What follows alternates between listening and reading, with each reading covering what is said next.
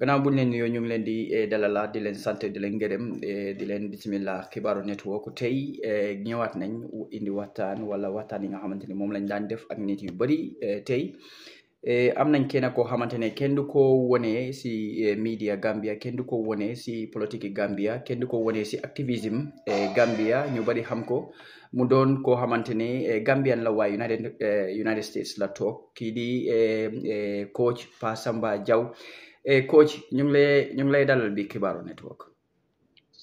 Well maa ngi laa gërëm di si li nga ma am si sa programme bi tey. di la nuyu sa déglukat yi ñëpp di leen wis ñoom ñëpp nag happy new year and yaakaar ne at bu bees bi xëy na dina am ay wécci yoo xam ne nii si jikko ak si defin si suñu réew bi nga xam ne nii dina njëriñ askan wi bu baax a baax. coach baat bi xal na doy waar tuuti de mbaadu démba da nga pati woon. waaw doo xam nga tuuti rek nag. tuuti rek xam nga new years la soo léegi nga xal na génn jayaaxul léegi non waaye dañ demoon rek ñun ñoo suma ay xarit. ok toogoon benn place rek di waxtaan si guddi gi loolu daal rek bocci amoon. yëngatu tuuti daal. waaw yëngatu nañ tuuti daal. yàqul dara wolof jaay loola yàqul dara. coach xam nañ ne yow ku réew mi itteel la xam nañ ne tamit sa baat mu si réew mi sa xalaatan si réew mi te dangay xool si doxalini réew mi Adama Barrow jamonoom lu mooy doxalee réew mi yow lan moo si sa xalaat yow na nga gisee réew mi yoon yi nga xamante ne moom la jël si loxo yi Adama Barrow. well man si suma gis-gis ki nga xam ne nag dama bàyyi xel politique yi Gambie wax nga digga réew yi Gambie dafa feebar feebaram mooy lan mooy ne ñi nga xam ne ñoo ko jiite sa nguur ga wala ñi nga xam ne ñoo nekk si exécutif bi la mooy président bi ak nitam ñi ba ñi nga xam ne ñoo nekk si National Assembly bi mooy néegi ndaw ñi man suma gis-gis seen liggéey la ca jublu pour askan wi dafa néew ngir su fekkee ne seet nga suñu réew bi nga gis ñàkk gi nga xam ne moo fa nekk ndóol gi nga xam ne moo fa nekk coono gi nga xam ne moo fa nekk doomi Gambie la ñoo yëg mooy nguur goo xam ne nekkul di liggéey pour luy suqali suñu réew soo ma laajee loolu man nag suma gis-gis daal mooy ne Gambie demut nu mu war a demee ñun ñëpp gis nañ fi benn mbootaay boo xam ne nii Afrobarometer bokkul ci benn political party kenn mun ta wax ne ñi UDP lañ ba doy lañ ba NPP ba ñeneen déedéet dem nañ def ay benn gestu ak gestu bi lu mu wane mooy téeméer yu nekk ci réew ma soo leen seetee ñaar fukka ak juróom-ñaar ya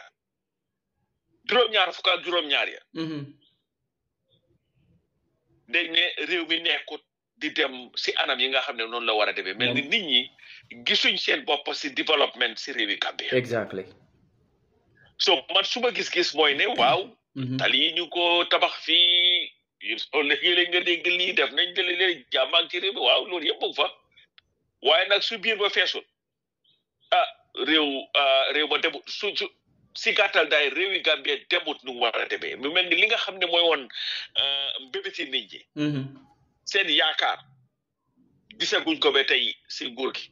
da nga bëgg a wax ne coach li nga wax ni dama bëgg a wax ne Adama Barrow su fekkee ne dafa wax ne développement mu ngi am si réew mi dafa mel ni moom réew mi la mooy liggéey fàtte dëkki réew doomi réew mi. waaye ndax bëggee liggéey réew mi sax si boppam ngir lan mooy liggéey réew. liggéey réew ajuwut si am naa tali rek liggéey réew dafa am li nga xam ne moom la ëmba. ngir li nga xam ne mooy nguuri Gambia dafa am li nga xam ne moom lañ ko jox mooy dépense ci réew mi at bi la passé ñu ne li nga xam ne $750 billion moom lañ jël ne loolu mooy dépense ci réew mi billion nag mooy lan ñu ne million soo ko compté bi junneeki yoon mooy benn billion mooy million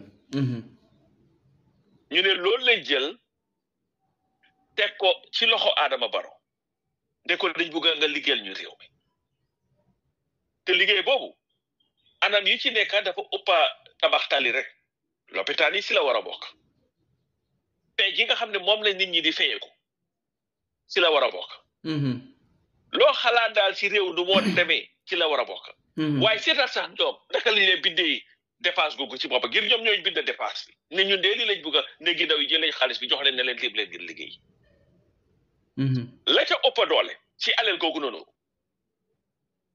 si nasaraan dañ leen ne développement ak recurrent développement mooy xaalis bi nga xam ne da ko dugal si koom-koomi réew mi fi nga xam ne mooy suqali koom-koomi réew mi mooy dimbale réew mi recurrent nag mooy li nga xam ne moom ngaa jël pour jënd sa moto yi laag pour fay sa luwaas yi laag ndax yaa ngi fay salaires ak yooyu noonu soo seetee suñ budget bi nuñ ko bindee ñoon la ca ëpp doole trop recurrent la développement du néew la ba pare nga seetati lan nga gis nguur goo xam ne dañoo jël bor ba nga xam ne nii fu mu nekk nii la ëpp doole si suñ budget bi yëpp dafaa dem pour fay bor waaye bor soo ko jëlee da nga ko war a dugal foo xam ne nii mooy njëriñ nit ñi su ko defee ñu mën a fayaat bor ba te du rey business dafa mel ni yow nga amoon business tey nga dem ne man de fu mu nekk nii damaa dem ci banque ba damaa jëli loon yi $1 million ba neñ def $1 million su la dafa tudd ne $10 million laa jël loon pour business bi ñu jox la loon yi $10 million nga ne man de lu ma njëkk a def mooy xaaral ma jënd moto bu bees tax ñu ko dawal ne man de am na ndaw suma romboon de ku ko daal foog ma ñaarele ko c'est $10 million ba ne gannaaw am naa moto yu bees kay fu mu nekk ne man nag war naa am yére yu ees yi c'est $10 million ba te business ba fàtte nga ne business sa taxoon nga jël loon ba waaye li nga xam ne moom nga freegum yëpp si mbumbaay la mbumbaay boobu noonu léegi dem be uppa jaga ba pare nga seetaat leen si boppam ñu ne at bi nga xam ne moo passé li nga xam ne moom la nguuri Gambia dugal ci moto ak ay essence ñu ne ëpp na $2 billion Gambian dollars alali réew mi dépasse ci réew mi si mbumbaay la gën a dem si li nga xam ne nii mooy suqali réew ba pare nga seetati leen di nga toog ñu ne la safaan am na nit dee feebaroon na fii waaye mënuñ woon a am ambulance bu ko yóbbu ca lopitaan ba da nga koo dégg lu bari am na ñoo xam ne nii dañ daanu woon seen kaw waaye policier mënuñ woon a ñëw ngir amuñ woon moto mbaa seen moto waa amutoon essence yooyu yëpp dañ koo dégg Gambia waaye li nga xam ne man moom laa bud di laaj doomi Gambia mooy kañ nga mos a dégg ñu ne la ministre ba de mënutoon a tukki ngir amuñ xaalis puñ ko jëndale ticket ministre ba de mënutoon a dem liggéey ngir motoom ba dafay yàqu mu mel ne li nga xam ne mooy si ñoom ñu ko li nga xam ne mooy sal fayda si ni ci réew mi ñu tegee ko bor kon nag si gàttal waa digga la dinga ne Adama Barrow de ba mu ñëwee ba tey démocratie yokkute démocratie si Gambie am na ngir kafa ne woon ku nekk ko mën a tani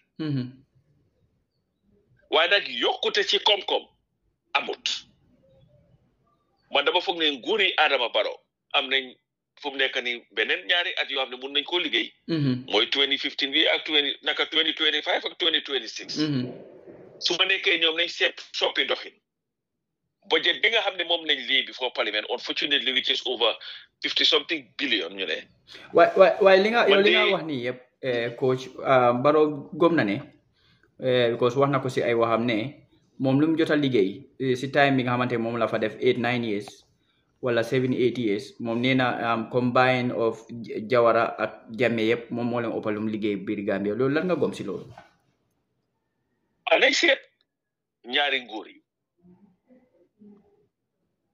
PPP ba ñoo ñëw nekk government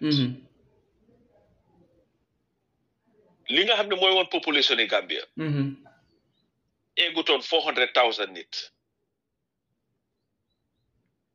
ñu nekkoon nguur goo xam ne budget support bi nga xam ne moom lañ amoon from England sax si boppam foog mooy eggoon na sax 3 million pounds at that time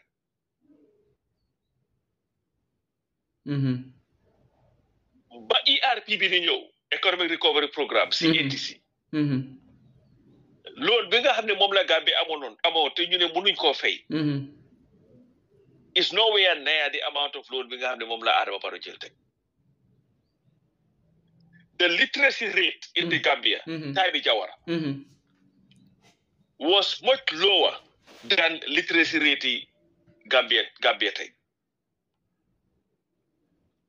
mooy ñi nga xamante ne nekkuñ di jàng wala jànguñ jànga waaw so ñi nga xam ne xarañoon nañ sax si ni ñoo yóbboo nguur dafa néewoon jamono jooju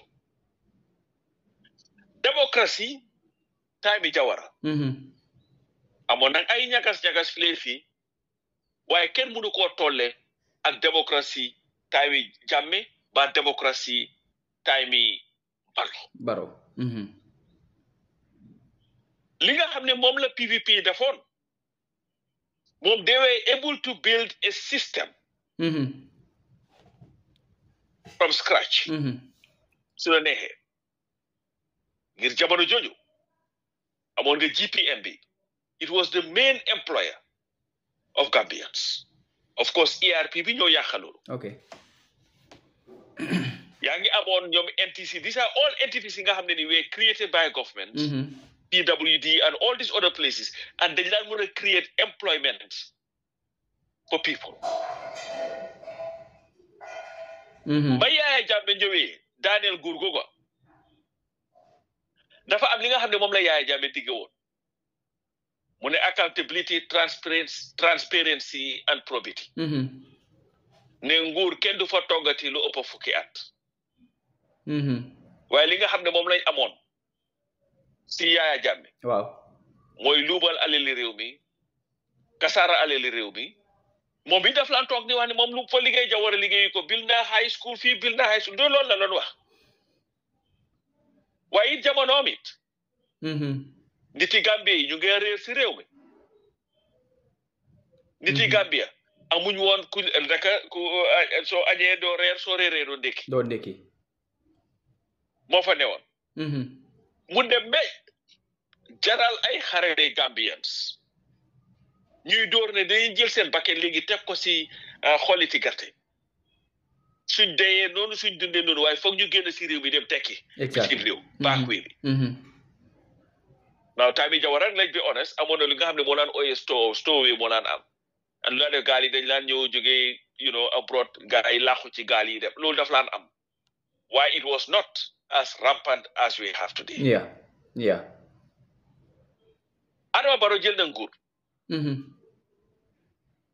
lu ñu waxoon ñu ne du dañ ñëwoon accountability la ñoo indi li nga xam ne moo fa nekkoon si Taibi Jammeh du ñoom ñoo taxawoon jaane commission bi wax ma li nga xam ne mooy doxali ne Adama Barrow woo xam ne won na la ne jàngee nañ dara si jaane commission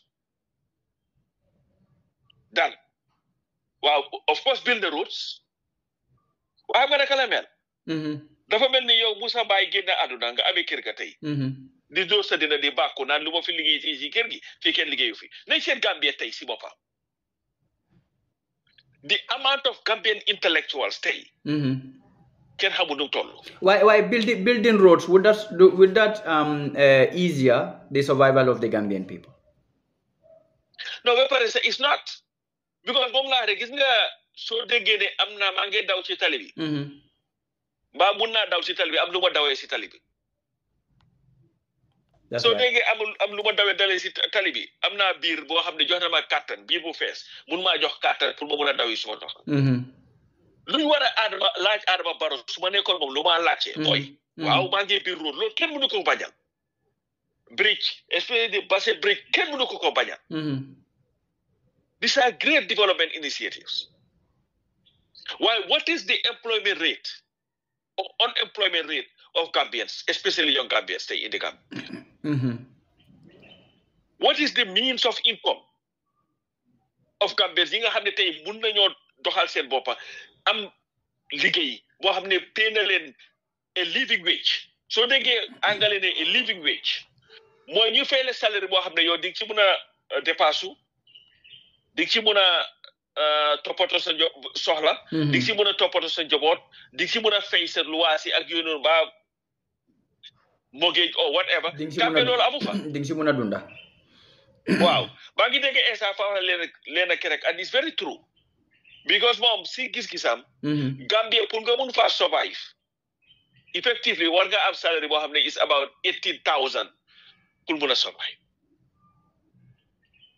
what is the salary of the civil servants in the Gambia what is the salary of the independent ordinary Gambians si dëkk bi foofu noonu so yes infrastructural development is taking place why in the absence of the economic development of individuals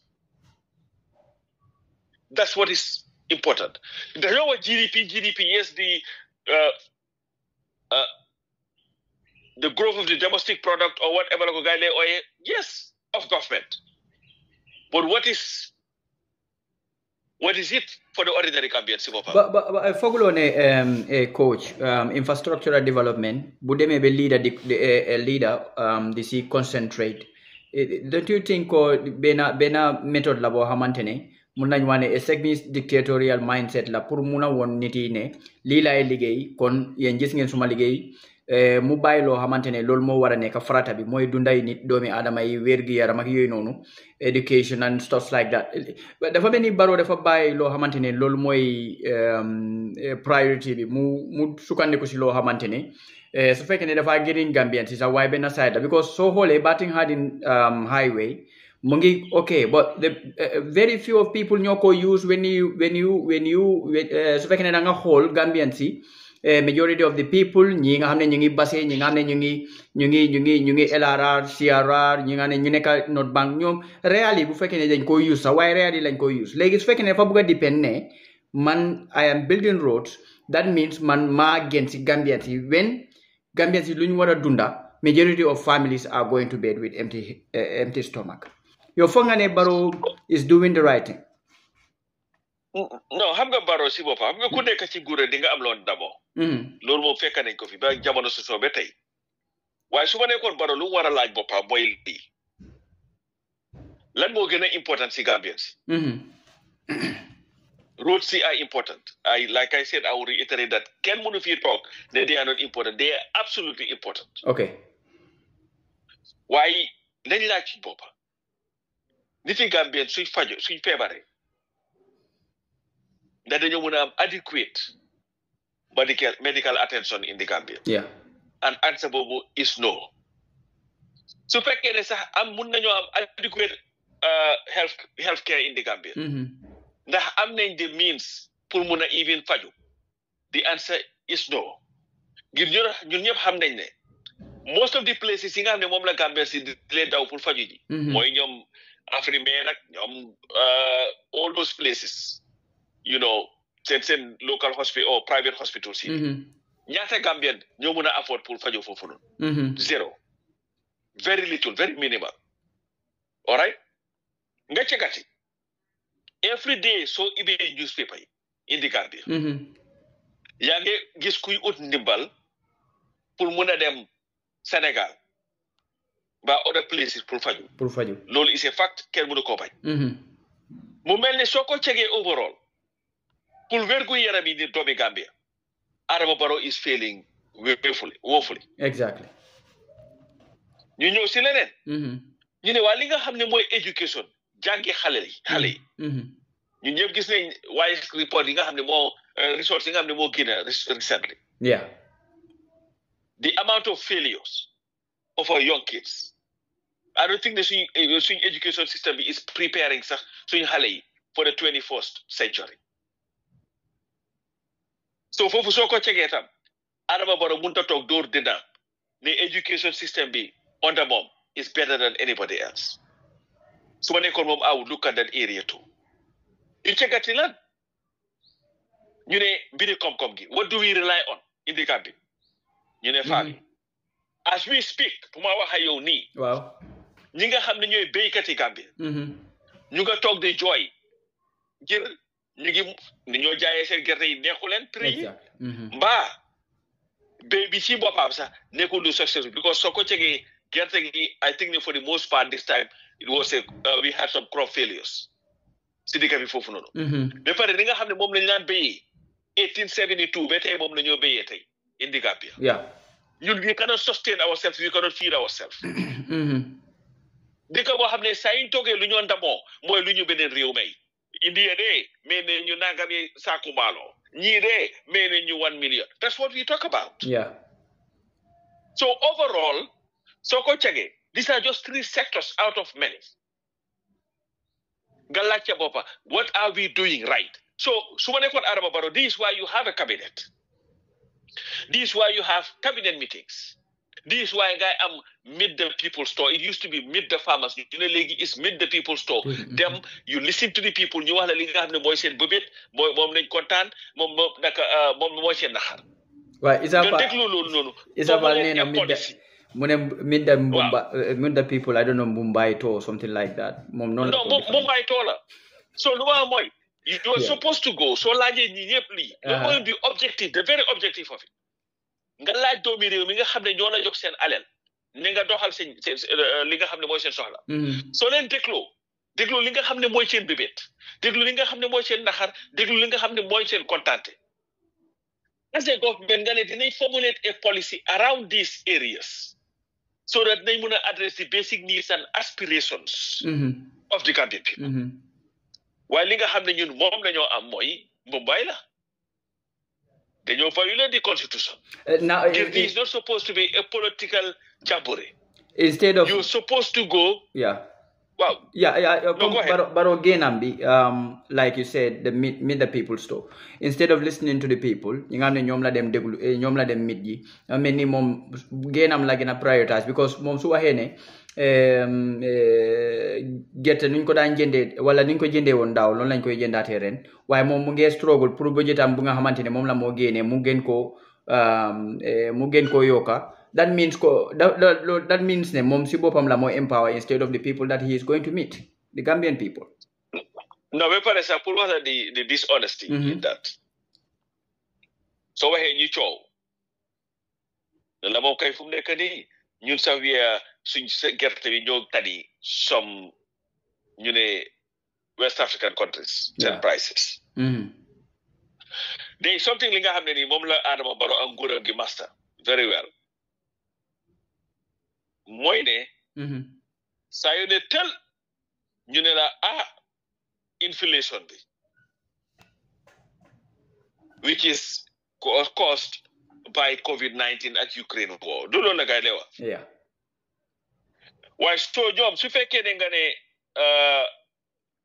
inflation bi mooy di issue yow it li nga jëndee gerte si pharmacie you should also consider the inflation pour at least give them a price boo xam ne nii dina meet the market price meet the economic realities because soo déggee ñu naan inflation dafa am ñu ne looloo tax prices dem up everywhere but why is it okay for all prices to go up while the prices of pharmacies and products must them up based on that inflation si boppam. So su ma nekkee Adama Barrow daal na am an introspective look at the way he runs the government.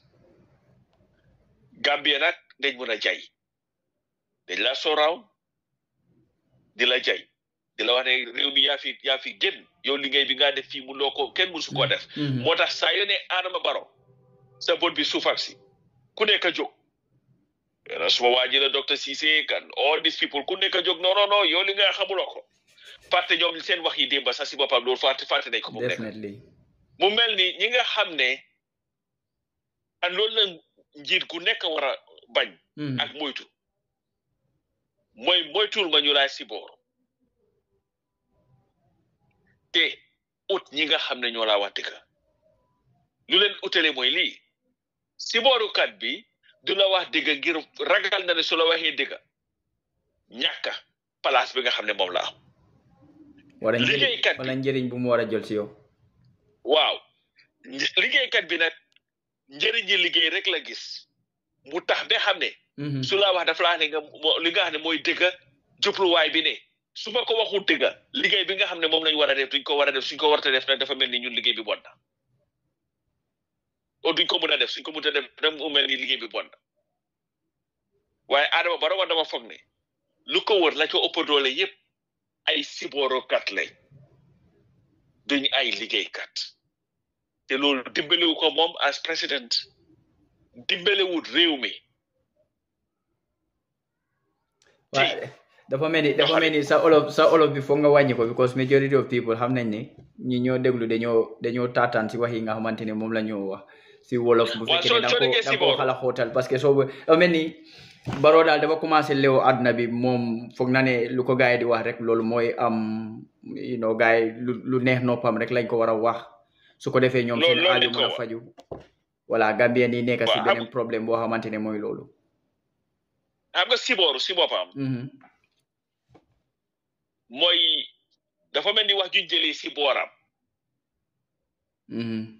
li nga xam ne mooy sibooru mooy def li nga xam ne ni su la ne opportuniste koo xam ne moom gis-gisam rek mooy naka laa jege ñi kii pour jëriñ suma bopp loolu la sibooru kat di def noonu lañ def soo ne rey leen mu tàccu la soo ne jooy leen mu jooy soo ne topp leen mu topp kooku gisut sa njëriñ yow moom boppam la gis te dina def lu mun a nekk lu mun a am dina am lu mun a def dina ko def pour continuer di la jege te daf laa jay rek nag jay bi mooy daf laa just give this is the culture of psychopathy.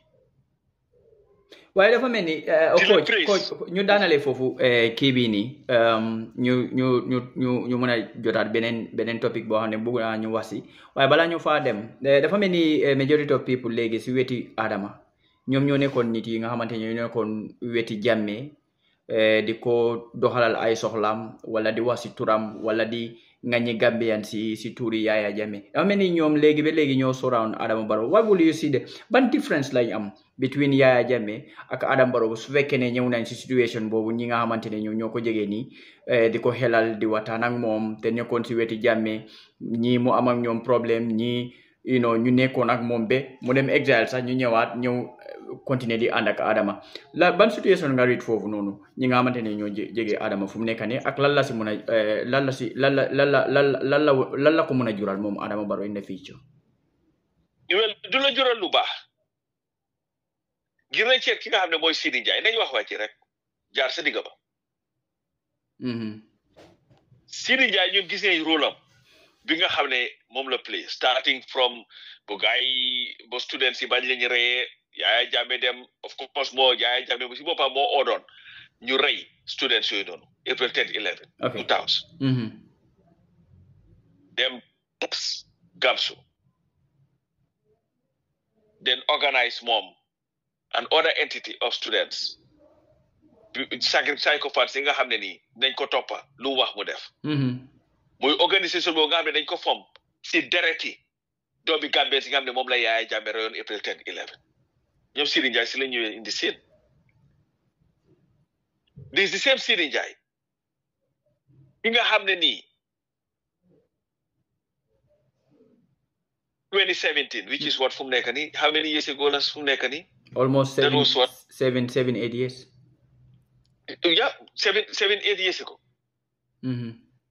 waxtu bii nit yi Gambie kenn xamul ban façon gi Gambie la ñoo am 2017 for the first time in our history doomi Gambien si di park seen dobos di daw di uti fu ñoo dem as refugees even during Kukoy si boppam Kukoy 81 coup I was there I was alive we didn't have people running as refugees to neighboring countries and you know how volatile those 7 days were but si time Kukoy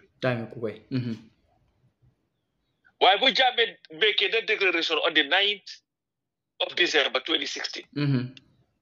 Then have annual elections, organize new ones, appoint a new IEC. Powers you have the Amul Kopudef. Sidi Ndiaye was in the forefront of that. Make his mouthpiece in the confusion and chaos in our country. leading to people ñuy daw di uti fuñ laaxu ji and according to information am na ñoo xam ne sax si daw bi ak dem Sénégal bi am na ñu si ñàkkee seen bakkan. exact. the same Sidi Ndiaye ba jàmmee ne génn na di dugal plane Sidi ne ko maa ànd ak yow. ba mu demee ba gis foofu xam ne fii dara du fi sotti lu mu def tàllal del si wax xam nga dafa am lu olof di wax nga baalal ma dinaa ko wana si olof. olof ne moytul ma xariti taxadeer xam nga luy taxadeer. waaw. mooy shadow. moytul ma xariti taxandeer.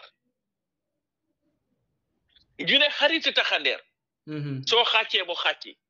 soo dooree mu dóor suñ laa dóor nga mu xaar la sa suuf. he would never take a blow for you a punch for you. bu leen demee dootoo ko gisati. waaw. and that is Massi Sidiki. There is not anything to be mean.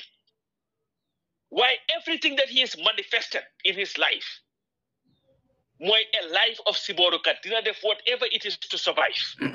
When a Siboru Jammeh, when Jammeh desperately needed people to be by his side, Momune Haraba capitalize from Nekani, is an opportunity. Appointment, Maneka as a Minister of Information. Dinala Wahal, but yep dine buy name from Nekani. Mune def Minister of Information. Mandina Neka as a spokesperson. Yeah, he was by then from Namonekon, the only single minister left with Jammeh. No, yeah, ba Jammeh ni mo ko na anda yo Jammeh amon hope xam na mu ngi bilay kinum loyale. Why kita mum fa won Fabakary ak Rambo ñoo they were part of people ñu call on that state of emergency. No ñu ngi ñëw. Ba Sidi demee fofu. Waaw. Gis ne fii du ndox lum ñëw dem. Ne tek ñu ko gisee sili passé bi wax fu nekk bu ñak taxaw fa ne Njaay Samba aussi na. Dem taxawal National Assembly elections. Lose mu organise lii du sotti. What did we hear Sidi Ndiaye start claiming? Ne Adama Barrow koosinam la or whatever dañ bokk. Before you know it ki nga xam ne moo taxawoon ne Adama Barrow mënut a nekk président warta nekk président Yaya Jammeh du wàcc di dem fenn. Yeah. Tey moo toog ne mooy he is the biggest defender of Adama Barrow. ñoom Rambo ñoom Fabakary Tombong Jatta. Especially Fabakary Tombong Jatta. Wasil Fabakary Tombong Jatta ku loon wër àdduna si indi Gambie di am protest di wax ne di naka TRRC was a witch hunt against Jammeh lu ñoo accuse Jammeh du dëgg. Lan la accuse witnesses yi nga xam ne the victims yi nga xam ne ñoo loon dem si TRRC bi di explain li nga xam ne moo xappun tu ñoom oo seen mbokk ñu rey ne dañ faa dem dañ leen ne cause pour ñu make statement yi lu ñoo wax du dëgg TRRC bi de ba report ba jógee lu wax du dafa dem oote et protest de report boobu nañ ko dem sànni ko si dustbin bi. Report boobu moo yoon lan mooy ne Dayda Haidara dañ ko rey ka Fabakary Tombong Jatta ne loolu waxi ñàkk fayda leen di jël loolu sànni ko si dustbin bi. Report boobu mooy lan solo sendeng dañ ko dóor ba mu dee mu ne loolu waxi ñàkk fayda leen di jël loolu sànni ko si dustbin bi. Report boobu mooy lan mooy April 10 11 students yi nga xam ne moom lañ ñoom lañ rey Fabakary Tombong Jatta ne nañ jël loolu sànni ko si dustbin bi waxi caaxaan la. Jigéen yi nga xam ne ñooñu lañ réeb mu ne nañ jël loolu sànni ko si dustbin bi waxi caaxaan la mbépp koo xam ne nii sa mbokk rey nañ ko dóor nañ ko toroxal nañ ko si jamono Yaya Jammeh. Fabakary Tombong Jatta ne loolu waxi caaxaan la dañ ko war a jël loolu yëpp sànni ko si mbalit. lu la waxoon waaye Fabakary Tombong Jatta ba cereem tooyee ba ko Adama Barrow siimalee cereem ba ñeex ma tooy tegal ko ca ndawal ya lan la Fabakary Jatta di wax tey du teebul nañ bill boobu noonu di TRRC bill before the National Assembly. Dégg nga Fabakary Jatta jógati naan lii was a witch hunt di dafa ne tekkaara li ndiw bu ñoo sanga Sidi Ndiaye mi nga xam ne mooy jàmbaari Yaya Jammeh ànd ak moom ne moo ko yóbbu fu nekk ba mu demee gisatu dara jël si waat léegi ne Adama Barrow mooy mbokkam mooy bàyyi ci PC Adama Barrow lan la vote pour loolu dina fa vote ne nañ prosecute these people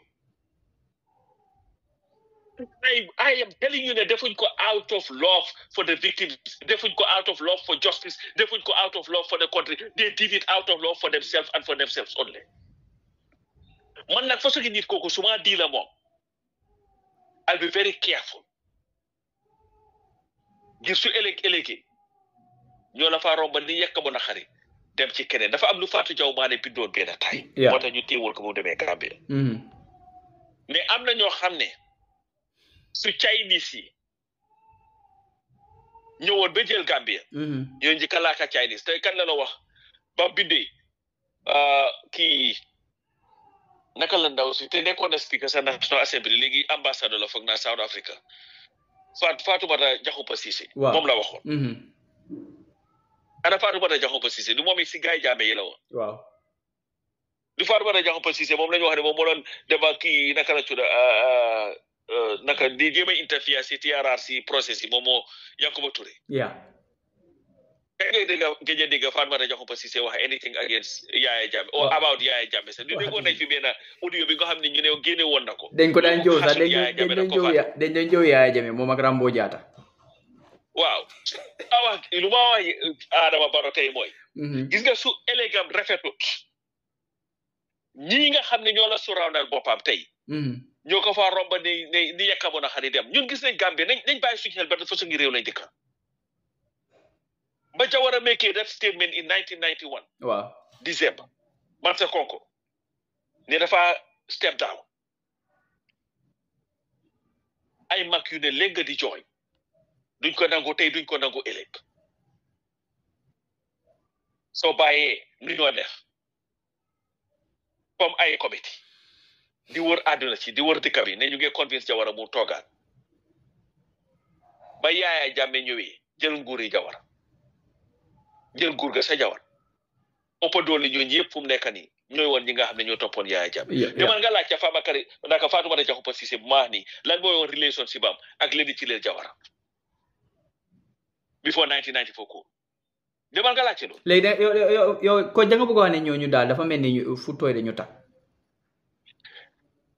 fu tooy mu takk si booru culture si booru gis nga nguur soo ko doxal ku nekk nag nit nga ko la tàccul waaye nag liggéey nguur is about legacy tàcc yooyu noonu tey dafa is short lived sa nguur gi si jeexee mu jeex bàyyil el legacy boo xam ne nii ba jamono àdduna tukki nit ñi nañ la remember for the great things that you do definitely because ñi nga xam ne ñooy ñëw ëllëg 100 years from now 50 years from now 30 years from now fekkee wuñ bañ laa tàccul waaye sa liggéey mun na fii des ba nga xam ne nii nit mun naa ñëw 1000 years ñu ne kii de ba mu nekkee président lii ak lii ak lii ak lii ak lii la def there is a reason in the United States for example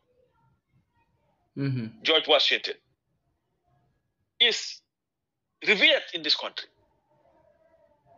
because of what he did. So to me, su ma nekkee Adama Barrow daal ñi nga xam ne ñoo ko soraaw most of them are not interested in what is in the greater interest of Adama Barrow personally or the country. Or in the more dear towards lan moo leen njëriñ ñoom and I don't think that they are helping him anyway. Coach fooguloo ne Adama dafa tardé si loolu parce que almost moom dafa mel ni coow li bari na de te fu mu nekk nii people are getting fed up with his administration comme lu ko gars yi waree 97% or 77% of Gambian population kontaan ñu moo doxalee réew mi yoon bu jéego yi mu jël daal baaxut. te fu mu nekk nii dafa mel ni pour Adama Barrow jël Sidi Ndiaye Fabakary ñoom Rambo Fatoumata Jaxumpa Cissé teg leen boor wala ñi nga xam ne ñoo ko jegee ñoom ñu mel ni ñoom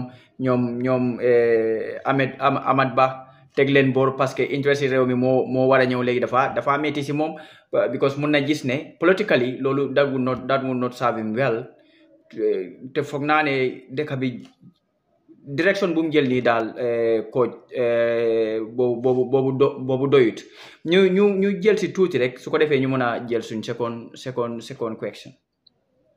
Yeah, no, lu ma rek mooy you're right and the thing mooy seetal even the report si boppam any serious government would have looked at this organization and said, you know what, this is the same organization who independently did a survey wax ne ñun dañoo win.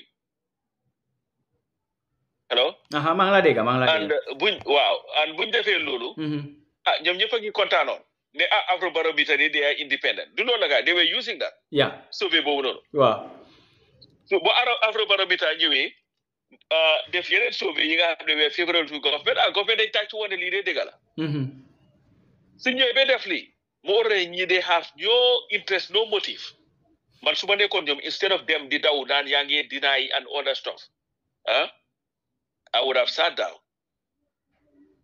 and called my cabinet. Then let's look at this report because it's an interesting report. It's not only the 77. There are other factors too in there.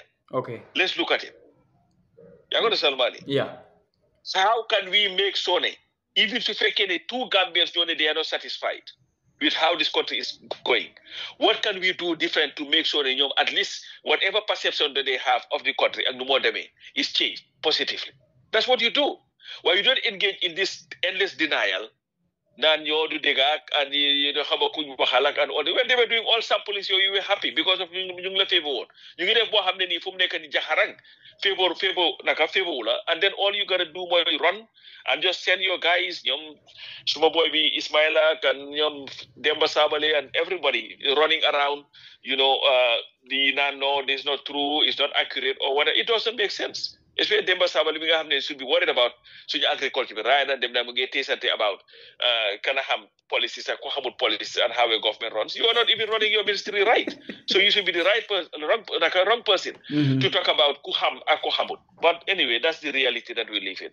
Jërëjëf ñu jël ñu ngi dégmal ci election 2026 te diaspora Gambien lañ ñu ngi def effort yu bari Gambia tey bu fekkee ne moom moto la buy dox mun nañ wax ne essence bi brakes yak lampa yak most of the running parts yi nga xam ne moom mooy doxal moto boobule ñooy da Gambian diaspora ñoom ñooy jël seen alal def ko ci réew mi ñu jël seen xalaat def ko ci réew mi di liggéeyal réew mi di fightal réew mi both day and night tey buñ demee ba ñoom amuñu right pour vote yow lan nga ban jéego nga foog ne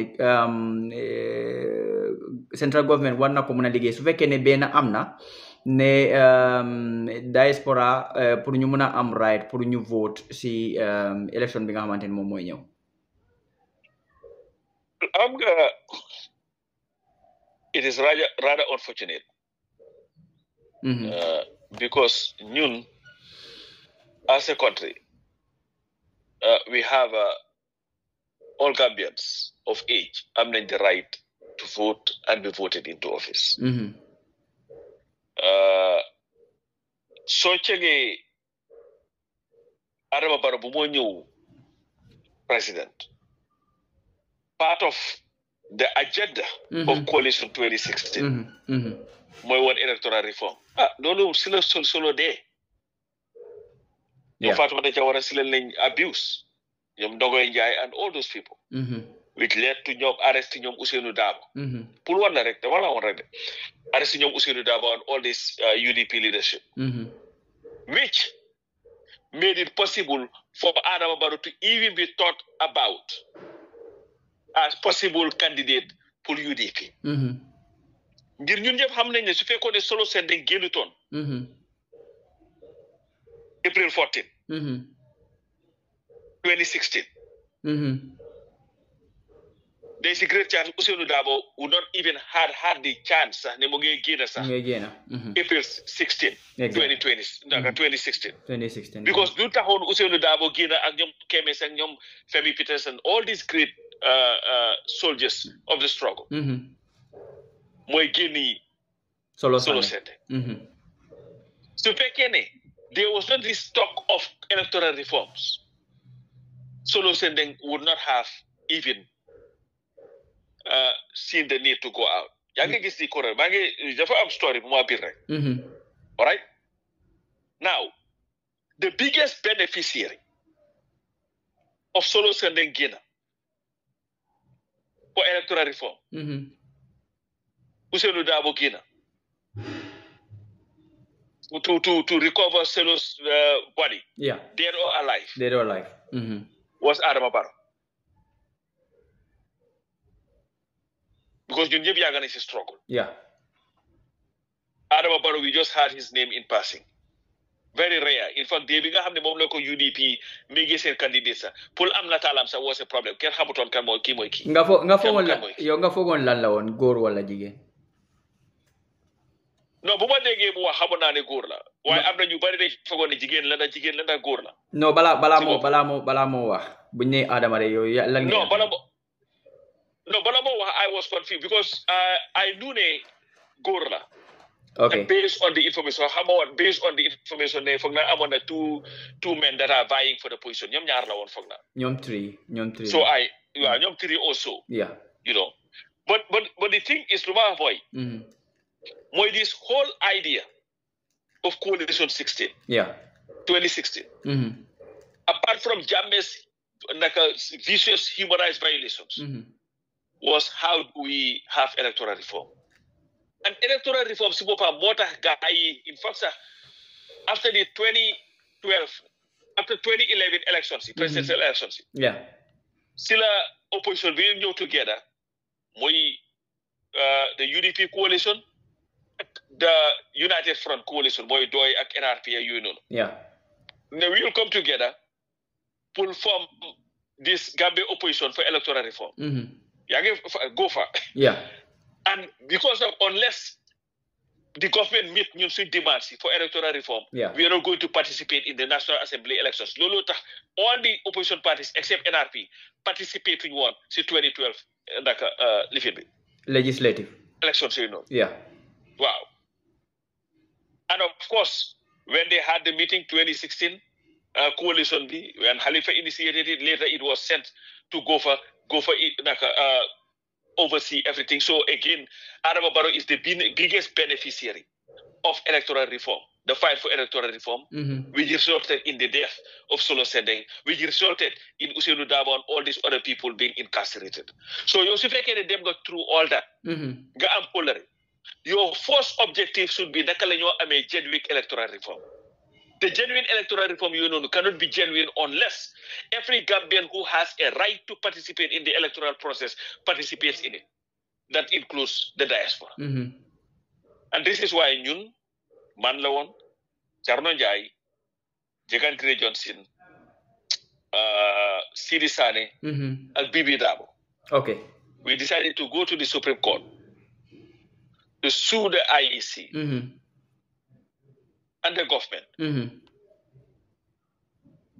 to guarantee the right of Gambians pull you vote. The Supreme Court came with a declaration. May all Gambians, including the diasporans, have a right according to the Constitution of the Gambia to vote. But what happened? Because Adama Barrow did not have the political will, the IEC did not want to act independent. They decided to deny Nyun Gambians in the diaspora the right to vote. And like you said, Nyun, we are not an idle group of people. We are Gambians who work hard, who contribute immensely towards the socio-economic and political development of our country. Why, if you so check a budget, 2016 budget, check what was allocated for IEC, whether it was travel, during voter registration or presidential election or all that. Yeah. The diaspora vote was part of it. In fact, that was why initially, the first report began to more guys schedule. Diaspora registration was part of it. Why? Because Adama Barrow did not want us to vote. The IEC did not want to act independent. Sonny Adama Barrow did not want you to vote. I mean the diaspora. Why do you think he does not want you to vote? The Gom Moili, just like Jammeh feared the diaspora, it is the same way that Adama Barrow fears the diaspora. But the biggest mistake that they make, this belief the diaspora is a monolithic group. That's not true. because indi diaspora si boobu am nga ñoo xam ne NPP lañ indi diaspora am na ñoo xam ne doy nañ am nañu indi diaspora am na ñu nga xam ne UDP lañ mais even sax xalaat boobu sax dafa waru sax what is important mooy ñoom they have a duty and bu ñoo jël office mooy I will swear to protect and promote the constitution without fear, favor, affection, or ill will. When you cannot favor one group against another, you have to follow the constitution, do by the constitution, do what it says. So, ñoom seen ragal si booba I think is dangerous, is disingenuous, ba pare nekkul ki nga xam ne ni man dama foog ne gis nga soo óoloo sa boppa liggéey bi nga xam ne moom la Adama Barrow di wax ne moom laay def si réewi Gambia warta ragal ne ñi nga xam ne ni indi diaspora will not vote for him because su fekkee you're doing the work you should not be worried about ku la votal ak ku la dul votal because then people will be looking at what you're doing and say ne lii de jaxarañ kii de moo fi def li mun nañ ko votal waaye out of fear the diaspora voted dañoo lose moo tax votuñ ba tey and I hope that would be changed and changed right away in fact I think more efforts should be made to go back to the courts to make sure that they are going to enforce what the constitution says so that you will be registered to vote and then ku nekk rek nga vote fu la neex waaye soo newoon ne démocratie at least am nañ ci dara in the Gambia ne Adama indi na democracy in the country te si sa wax tamit wax nga ne they are not ready to follow the constitution yi nga xamante kàddu yi nga xamante moom la constitution bi wax di ñàkkal ñi nga xamante ne am nañ right pour ñu vote as Gambian ñi nga xamante ne ñu ngi si diaspora bi yow foog nga ne ba léegi démocratie boobu Adama di bàkkoowee di wax ne moom dafa jóg Gambian si démocratie moom mu ngi follow the steps of constitution bi nga xamante ne moom loolu la kii boobu noonu doole boobu la ko jox dafa mel ni léegi mu ngi start to violate the right of the other Gambians. Well, let's make one thing clear. Adama Barrow indi with democracy joxul Gambia democracy. Okay. Gambians si ñoo jox seen boppa democracy. Moo tax Gambians si overwhelmingly rejected Yaya Jammeh. ñun ñëpp let's not forget this fine day. nañ forget sax struggle bi li nga xam ne moo jiitu 2016. Man what I saw 2016 was Adama Barrow shielded. You ko wara ñoom Halifa ñoom OG and all these people wor ko muy dugg ci moto ñi nga xam ne ñoo put seen lives on the line mooy woon the young people in that country. Yeah. ñoom naka la ndeysaan ñoom awa kii dafa ni fàtte turam waaye awa te léegi mu ngi na ñëw suma mind. Okay. Awa Ismaila. Yeah. Awa Ismaila, yeah. You see, suma gisaan young people yooyu they gave me hope and inspiration. You ngi fàttaliku yaa ngi fàttaliku am na benn ndeysaan benn boy I don't know where he is now. mu ngi soloon ni ba comme mel ni ku sol boobu jigéen ni di woy ne waaw. ma jaay mburu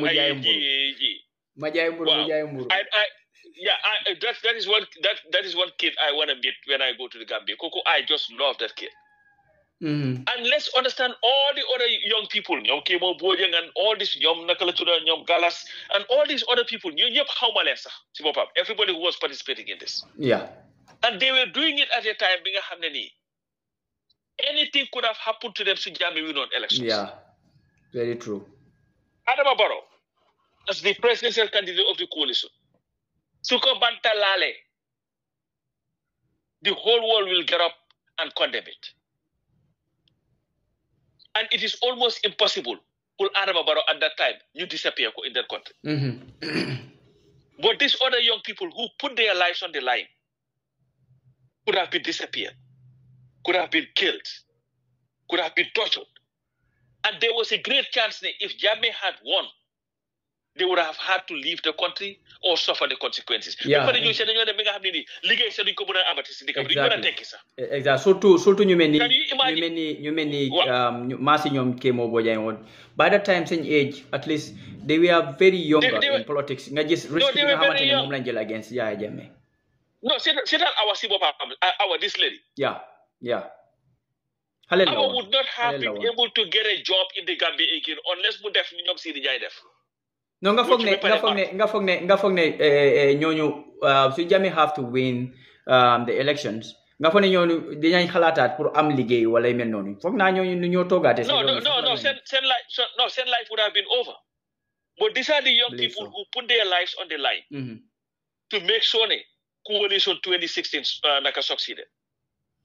So democracy in the Gambia is not because of Adama Barrow. It is in spite of Adama Barrow. And what happened? Let's look at even this thing. Ken mënuñu fi nax.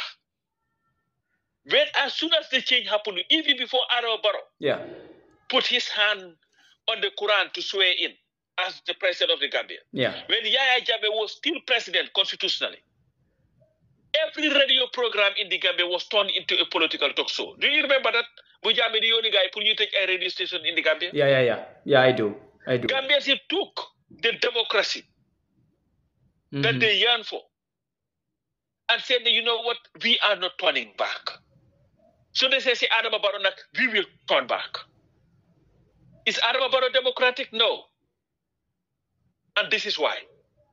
Because if you are democratic, you will not do things that undermine the constitution of the Gambia. So you mean that was the moment people decided? You mean that was the moment people decided that whatever the case is, whatever the outcome, Jammeh dal mom na dem rek na dem dal. Na dem. And they were ready. Man, I used to say something. I don't know what's going to happen, the outcome of the elections. Why I can guarantee the Gambia which could have been because finally Gambians see the people and you know what, we are not going to allow anybody to violate our rights again. Now, this is what Barrow has. He's the commander-in-chief of the armed forces. He has the powers to hire IGPs and all these people to run the government or run these institutions. He can choose to openly violate the constitution of the Gambia, violate the rights of the Gambians. Is he doing that? From here to there, happen. That is why the courts awarded Pamodi Bujaglinko Award. That is why the courts awarded Nakala to the Bora Linko Award. And wow, I'm going to we should praise Adama Barrow for it. No, I am praising the courts for it. Because so check it, even time Jammeh and mercenary judges system, there were instances where the courts will rule against the government. A case in point, when Kemeseng Jammeh took the Attorney General and the Gambia government to court because they violated the constitution by amending the provision that said the Gambia is a sovereign state and inserted secular fofunono, which they could not do. The courts ruled in favor of Kemeseng Jammeh. That has happened in the Gambia. So yes, I'll praise the courts for that, for doing that. But we have seen instances where Adama Barrow and his government will overreach. Look at even this budget that is passed. They blatantly violated the constitution of the Gambia. We gave them no less than 60 days to table a budget before the National Assembly. They waited about less than 30 days and then brought it and then come up with some excuses. So these are the problems that we have. So yes, there is democracy in the Gambia. But that democracy is not as a reason. It's not because of Adama Barrow. It is in spite of Adama Barrow. I think the Gambians have decided that we are not going to allow anybody to abrogate our rights. That does not mean the abrogation of rights is not happening in the Gambia. But do you believe diaspora voting did not next election? So let me put it this way. If it is left to Adama Barrow alone and the IEC, it's not going to happen. So this is why Jundi diaspora Sibopam, we went to court, the court said we had the right. We should make sure, because we cannot wait to the elections again. You get no. There should be a supplementary registration of voters, and I think that supplementary should be part of diaspora. Should be part of it, because and that's what it. And they can, because there is nothing in the constitution. I think that says we only use bubbles. Also, we can have a hybrid system where the diaspora, in terms of logistically, we will do the paper ballot, and in the Gambia they will just use the marbles if they want to continue that route. No, okay. Because I believe in the marbles anyway. But so that at least to make it logistically easy. But the other thing, MRDG, not MRDG, MSD or Jibril Fall, MSDG. They did all the legwork for the IEC. They have provided the data. One level Gambian Sidika, the number of Gambian Superdika, and are ready to work with partners to help in this process. So money is not the reason. Lack of information is not the reason. There is nothing that is a reason for us not to be able to vote. The only reason is Adama Barrow does not want it to happen, and the IEC remains an independent institution to make it happen. In the case of diaspora voting, should Adama Barrow want it to happen for it to happen, or should be constitutional for the Gambian people in Amantine Neka this diaspora am right to vote? It should be, because of that's what the Constitution says. Unfortunately, and when you talk about democracy, and that's where you have an issue. Because the democracy should not be based on the whims and caprices of the leader. It should be based on the language of the Constitution. So if Adama nekul the top institution of the country, because lolu mo ñu su fekkene ñu wa democracy institution bi mo la direct li nga def nga war ko def pour ñu mëna xam democracy is existing in the country. Legi bu fekkene Barrow dafa bay lolu aside nanguta topa constitution bi lum wa waaye nag amul doolewu tamit jël nit yi note leen, because gars yi wax nañ ko ne ñun dootuñ nanguwaat li nga xamante ne loolu la ñu Yaya Jammeh defoon, because we are in the 21st century. Dootuñ nanguwaat li nga rey ñun yëpp moo ñu gënal lii, wala we are going to take you in court. waaye whatever the case is dinañ fexe ba international community ñu xam ne yaa ngi bugg a mel ni dictator. Mu ragal loolu mu xala mel ni dafa jox Gambian si right sometime, waaye li nga xamante ne moom mooy right Gambian si in reality loolu daf leen koo deny. Lu mel ni voting pour ñu decide kan moo war a nekk seen leader. Fooguloo ne démocratie bu ñoo wax ni turi démocratie la rek coach. No, and that's the reality, Simopam. Unless every Gambian's right is respected, you cannot claim democracy. So, and this is where Adama Barrow must choose whether he wants to respect the whole constitution or part of the constitution. And if he wants to be remembered as a Democrat, a true Democrat that he's claiming, he should make sure that every letter of that constitution is respected without fear, favor, affection, or ill will. So our democracy, okay, go on. Our democracy is not complete until everybody who has the right to participate, including the diasporans, particularly the diasporans, are participating in the process fully. Because linga hamne mo happen from nekani, and I saw there was somebody who made this argument. I think it was Sidi Ajata. Yeah. One time. I'm also checking the history. Lanata PPP knew into force. But because of how the protectorate were being sidelined. And this is why Sanjali Bojang decided, you know what, we are not going to take this lying down. We are going to organize a group of people to be able to deal with. Budore, I see Protectorate People's Society. Then you transform into Protectorate People's Party. Then when Jawara came, then you know what, let's make it the People's Protective Party, People's Progressive Party, to be all encompassing. Because of that sideline, they could not be represented fully. They could not participate in the voting process and all that.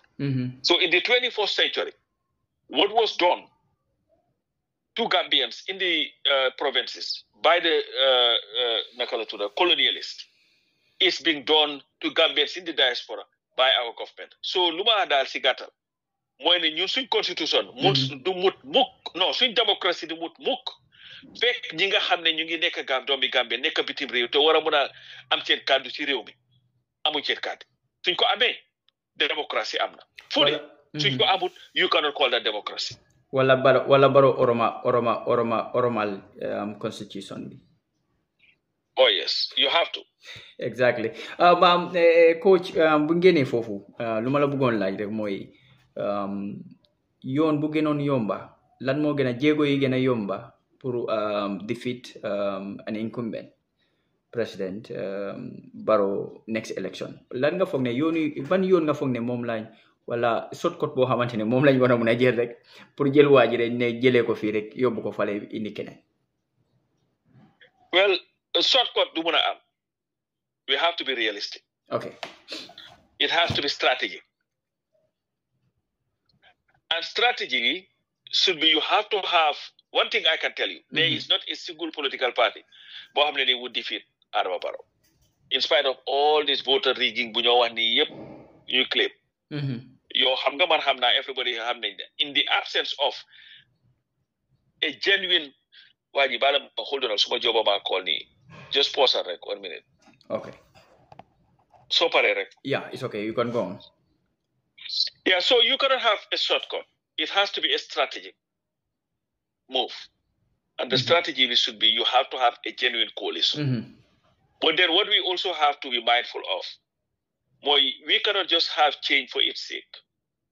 Gambia amujot. Our people are suffering. The economy is stagnant. A lot of people are desperate. But you want to have a genuine change, not only will it be a change of leadership, but a change of the system, and bring in one thing, at least and for that to happen, I believe the opposition will and must come together to be able to make it a reality. Why not? It's not something that we can do for them. They know each other. Let them work with people that are serious. Let them put their differences aside and at least get it right this time around. We cannot have a repeat of what happened 2016, where you come have an agreement and then once you come to power, you deal agreement and just throw it to the dustbin. And this is why we are still suffering. There should not have been an Adama Barrow president today or the Palatsane Mugeneka Tahawpul elections in 2026. 2026. Because Adama Barrow should have served his 3 years and left. And I believe this should not happen. We would have had a constitution now. We would have had all the reforms necessary. Why Fumnekani, he is so much into it. So all Adama Barrow is looking for is what is in it for Adama Barrow. Mubuga am kuko replace from his family. Yeah. Ludoy war. Why lumala buwan la ya bala nyo gena si dolu. You're talking about coalition in 2026. So lolu so amut gomulo ne dinañ mëna gene Barrow. Lan mo tax nga gom ne only coalition can coalition rek mo mëna gene Adama Barrow. A single party like United Democratic Party, Fogolone, one of them Adam Barrow. Well, they can believe that, but I don't think that's going to happen. Let's just remember, Sasibopam. I'm going to see the politics of the Gambia, Sibopam, especially with this incumbency. It's always a challenge. Yaya Jammeh, with everything that he did to Gambians, he lost by about 18,000 votes. Mainly any single party in that coalition, if you can gain on them on their own, Jammeh would have won those elections. You know how many do? And if you can, that APRC bureau was not burned down, we will still be dealing with Yaya Jammeh as president. So, sometimes you have to be strategic and look at what is in the best interest. And when I believe they come, unless you have those genuine electoral reforms, you cannot take chances. So when I believe for that to happen, they need to come together, they need to have that conversation, present Nakala to the better candidate. Of course, a lot of fringe parties will go and support Guinea Nakala to Barrow. But I think the bigger parties in the country, the most serious parties, if they were to come together and make formula, select somebody as their candidate, them toe to toe with Barrow, they would defeat Barrow because at least Gambians would have hope. Because happen boy, when you go individually, you demoralize the voters because they will know, they know wasting time because they're going to sign because that's what's going to happen. Why the reason why you were able to have voters come out in mass in 2016 was because they saw it out. The new better candidate be doyan ko support PPP and for UDP and for everybody is there. This is a chance. So then again. Yeah. Danga gomne again doi United Democratic Party GDC kumeni nakala tudati Issa Faal wanañ mëna join as a coalition party lolu nga gom to defeat Adama Barrow. They should be able to do that. Why don't you think lolu tamit mëna reflect somewhere ñi de mom ñi nangam hala ñu sandil Barrow carte rek fokk lolu tamit mëna you know, Barrow's Barrow's popularity is questionable. Yeah. Because Barrow did not win on his own accord the last election. And then you will find this as contradictory. A lot of people, but I believe, voted for Barrow, not because they wanted Barrow, but because of some biases also against, let's say, particularly a UDP or other people. And I think that cost UDP votes, it cost Halifa Sallah votes, it cost Issa Faal votes last elections. Okay. Where you had people who will openly tell you, they definitely Suma Sanile Issa Faal, Mange Sanil Nakalatu Usenu Dabo, or Suma Kan Sanile Halifa Sallah, Mange Sanil Usenu Dabo. I would rather have Nakalatu Barrow than Usenu. You had those things. But for the minority, like some few people knew what like Manare Sanil Issa Faal. There was no coalition between Issa Faal and UDP by that time, 2021. No, there was none. But Lolalawani, because they were thinking that it was by voting for them, you were giving UDP a greater chance of winning. Because he's taking away from Barrow. More than Manila Barrow, a lot of people voted for Barrow, not because they like Barrow or they think he was capable. They did it because they felt he is the cool guy. But I think between then and now, I think a lot of people who might have done that, I think they must have regretted their decision. No, but what I'm saying, Moine, you don't want to take chances. This is my belief. I may be wrong. Only in the absence of genuine electoral reforms, you need to have a strong coalition that will go toe-to-toe with Barrow to be able to defeat him.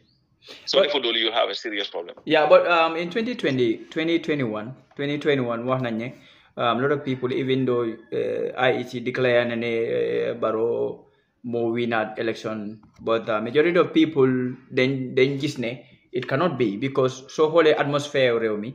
By the time, guy ñi febar nañ ñi dof nañu ñi lago nañu te sa danaka very few of ñi nga xamantene ñoo votalon Adama Barrow comme lum ko waxe 400,000 plus nga gis few people quelques personnes ñu celebrate sa victory does not tell well nit so bëgge dara mu am su amé you have to manifest that lolu is part of humanity waye nak yo nga ne dama votal Adama Barrow win nga dem duga sa neeg nga teju nekk si biir neeg bi mel ni dëj moo am it does not loolu I think ne képp ko ànd ak lam it's pretty much crazy léegi ñi ñoo gis waat ne am na ñu génna ne élection bi comme ñu ko ñëpp gomee ne dañ ko sàcca that Kaira something Kaira xawma Alaaji Kaira xawma something Kaira mu ne he was part of IEC mom hamnane election bi was reached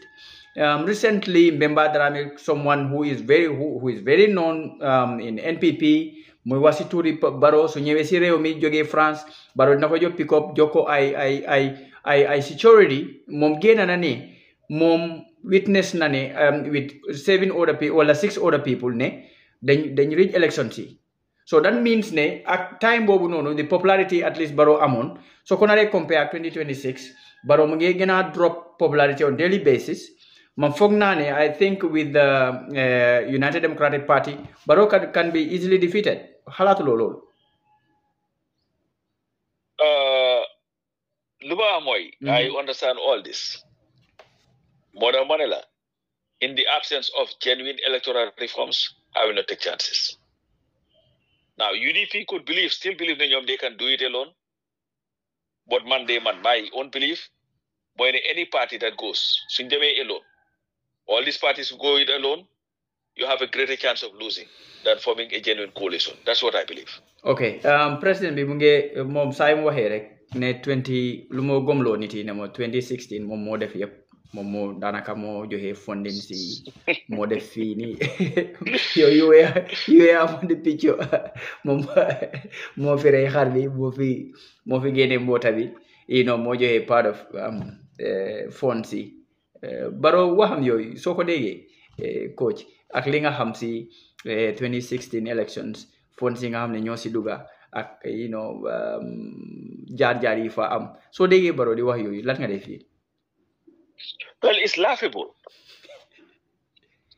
Mola rek gis nga dañ la lay jaay ba nga xam ne yow da ngaa dem ba nga xam ne you cannot even recognize truth from falsehood. Man foog ne moo dal Barrow fu mu nekk.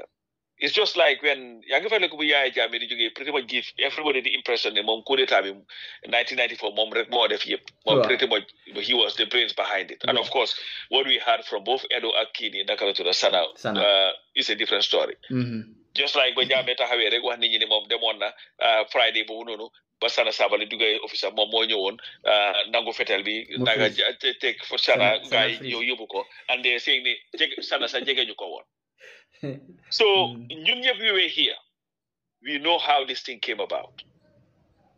Coalition 2016 was financed by Gambians in the diaspora. Adama Barrow amutoon the money, amutoon the means pour mun a finance elections yooyu noonu. You know we saw the Adama Barrow. Adama Barrow was running his business, while Adama Barrow was not a very successful businessman. And I don't think that even if he were a millionaire, that he was ready to put his millions in it. That did not happen. And the reason why that did not happen was because of you, we were there, living witnesses to this. GDF request for money from the coalition. Their evidences are there to show it. And even his closest friends, Lami Tukara, if you were to ask Lami Tukara, Barrow Momo finance election, Barrow, what Barrow is saying is not true. That's not a reality. Barrow did not, could not, and would not have finance or Buluko finance 2016 elections. That was done by the diasporans. We used to do the fundraisers radio. Okay. We used Fatu radio a lot. Gainako radio.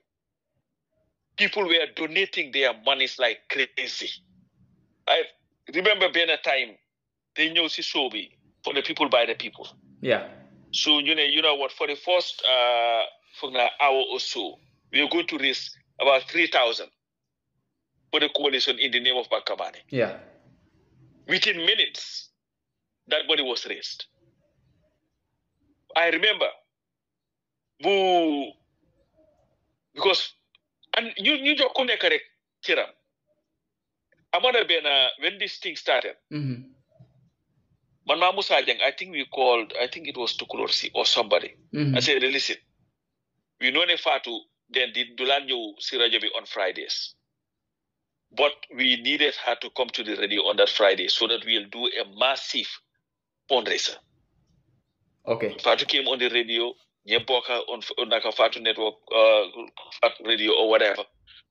And we raised a substantial amount of money. I remember Ninjineka in different communities, like the Duga worked with Nyom Yaya Dabo Fini in DC, raised massive money for the coalition for GTF. Atlanta did the same thing. Seattle did the same thing. That's what we are doing. Sirajo Idanioneka talk about the issues. People get emotional. I'm not going to have any issues for a while. Mom Jabaram Dafram Johebe Yaga of Kone date, Yosi Yaga Sahalis, Yabiko Hasili. I've seen people do not participate in the process, but they were so eager for change. You get this in Halis. So Coalition 2016 was financed by Gambians and particularly and mostly Gambians in the diaspora, not Adama Barrow. Adama Barrow look on him munda kowa. Fumnek. Mune mom moy ray kati gaynde bi. Mom yep moko def. Ñun mom ken deful dara Adama Barrow mo def yep. While ñun understanding tamit ne. And we know that the land they better diga because I'm not better time but guy them before now it was around Mansa Konko or so. Yeah. Essence problem. it was then Halifa Sallah who been a gas station somewhere for you fuel the whole convoy. And Koko Sahabalo Mujeda. Therefore, donate that whole naka essence to coalition 2016. Moba Araba Baro ak million sami. Araba Baro photo shoot binga hamne momla def. Wow. Was done through here because ki moko de naka ki Gray Johnson naka la tuda Banky Gray Johnson. Okay. And that was your tukulora nyom juko nyone kon si phone be nyom and all that stuff. In fact, I think that initially when they wanted to do it based on information Adama was not feeling better from Apollo or whatever, so they wanted to have proper ones. So they did it to make sure they at least dinner, we will be fully dressed and look a lot more presidential. That's the thing. So Luma Amoy, let's not try to take away from each other. So appreciate. Coach Maimo, so he was guiding couldn't prepare for a lot more, like a presidential. Lan nga min fofu adama dafa phrase won wala lan mo no in all honesty we saw that happens everywhere. We saw Adama Barrow and we saw how he used to dress when UDP named him candidate but also if you colorful Sibopa. Now when he turned the country it is the same rich Adama Barrow and I'm not trying to denigrate him or anything. Why look at Adama Barrow once he was named coalition candidate and see how he was dressed. And this all, because this were all we had it was a very planned thing. They will have our candidate, he would be respected wherever from stand. Can do go here. And this all came through an effort by Gambians in the diaspora in collaboration with Gambians on the ground. You collectively work together to defeat Jammeh. More than man Buma them Gambia. And I went to the border at Kara. And police, how much immigration officer also was in plain clothes.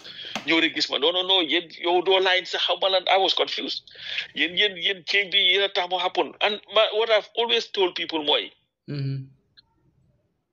Change did not happen because of Nyon.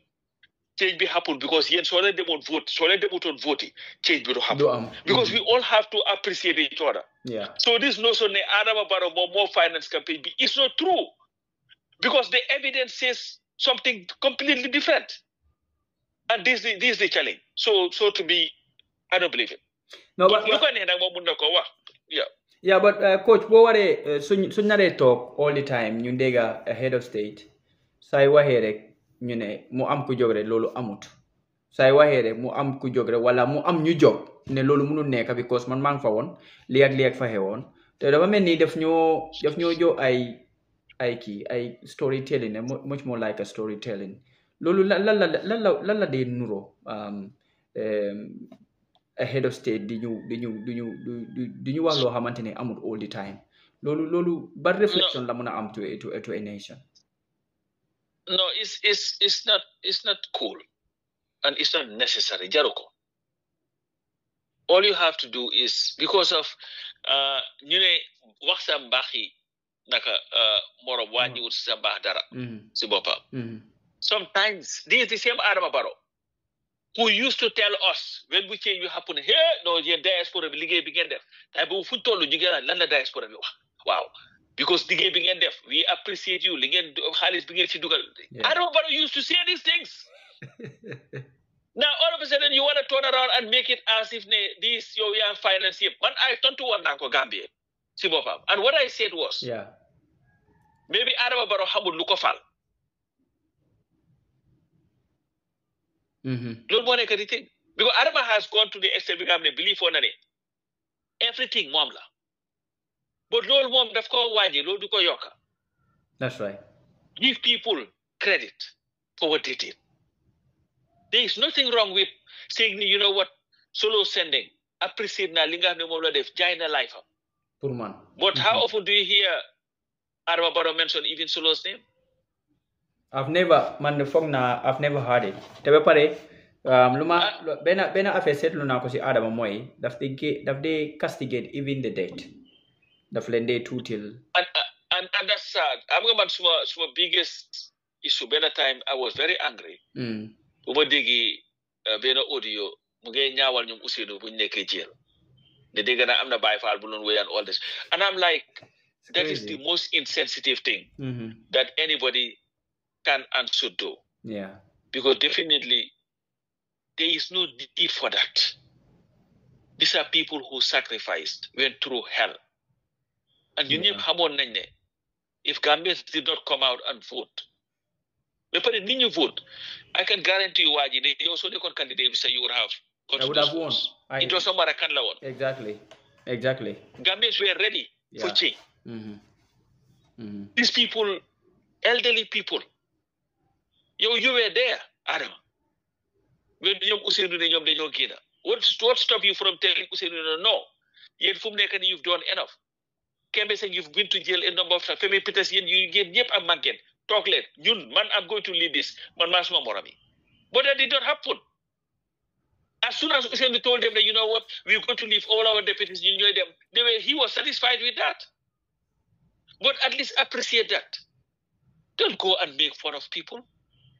And no, Lula Falio, people work so hard for you to be where you are today, to transform you into this person, to give you the highest office in the land. Be appreciative. There is no need to go this route of Nyange Tutelnit. Or what? Or take credit for having your moboloko. Why? That's not honest. That's not honesty. And it doesn't help anybody. Coach many kii bi naka tuddati waxtaan bi lu si des bareetut luñ lañ bëggoon laaj rek si jeexantal waxtaan bi mooy you are an activist boo xamante ni xam nañ ko si biir réew mi xam nañ ko tamit outside the world tey boo doon waxtaan ak Gambian si di leen xelal ñi nga xamante ne njiiti réew mi lañ ñi nga xamante ne am nañu makaama bi réew mi ñi nga xamante ni ay xale lañ te ñu ngi wax si mbiri réew mi ñu ngi wax li nga xamante ni moom mooy njëriñu réew mi lan nga leen di xelal tey lan nga am pour ñoom. waaw nga réew bi ñun ñëpp a ko bokk. moo tax olof di wax ne nañ ko pencoo buñ ko pàccoo. ngir penco ba mooy li nga xam ne ni xam nga suñu ne penco bi ñëpp a faa toog ñu waxtaanee ko pàcco mooy li nga xam ne danga ko jël akiibu ko moomale ko sa boppa te Gambie su doxee ñun ñëpp la doxal su doxut ñun ñëpp la doxal ñun ñu nekk si diaspora bi fii nii ak li nga sori méttite Gambie yow di nga koy yëg fii nii ngir foo tollu nit rek laa kool di la wax soxlaam pour nga dimbale ko ci so su fekkee ne dem nañ ba nekk loolu xamal nañ ko suñ boppa lu ñoo defati rek nañ ko def si li nga xam ne mooy njëriñ ñëpp ngir ku topp réew mi ne yow lu la njëriñ rek ngay def yaa ngi def mistake ngir Gambie munta dem su fekkee ne ñun ñëpp demoon ñi nga xam ne ñoo nekk nag di def activism they must also be guided by principles. It's not about the money. It's not anything like that. It should be about, you have to be guided by conscience. Gom la li nga xam ne danga ko gom te la tax nga dugga ci mooy li nga xam ne mooy njëriñ ñëpp soo duggee si activism nag the reason why I focus si activism because xam naa young people now they call themselves activists. You cannot be a proper activist yow su fekkee ne you are driven by place ak alal. You have to believe in the cause. You have to believe that it is something that I am ready to sacrifice for. So then you're not doing the right thing. And Lumanya, we Adama Barrow, we the opposition, we everybody in that country, every citizen. We Gambians in Shona. The Gambia amul jot.